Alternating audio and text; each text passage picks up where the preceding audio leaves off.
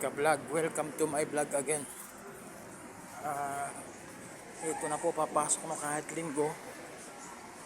Medyo nalit na ko pero maaabot pa rin ako sa pag-iin ng tamang oras. Nagluto pa kasi ako at saka naghintay pa ng tubig.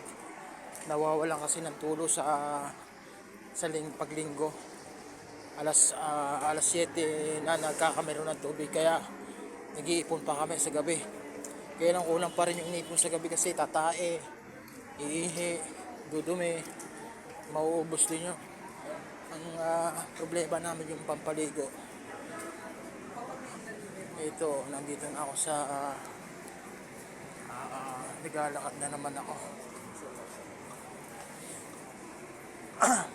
Medyo malayo-layo pa yung lalakarin ko, pero kaya ko pang abutan na pag-iin ang tamang oras. Mga 8:05 ang pinaka-maximum na oras.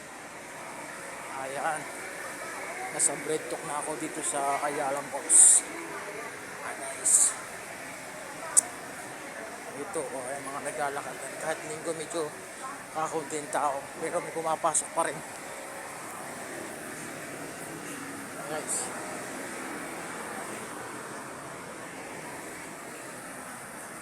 Oras natin ay 7:39, so may 20 minutes pa akong allowance, hanggang 25 minutes na allowance para makarating sa Shangri-La SLFM Manila.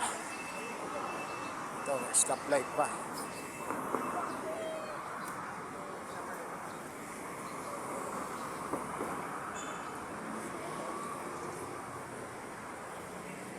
Ayan, tatawid na ako.